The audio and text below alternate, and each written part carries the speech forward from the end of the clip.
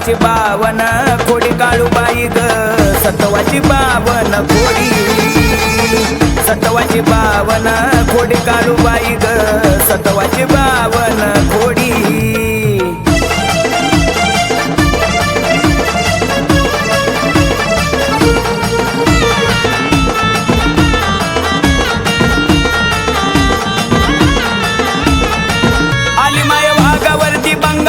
सोडून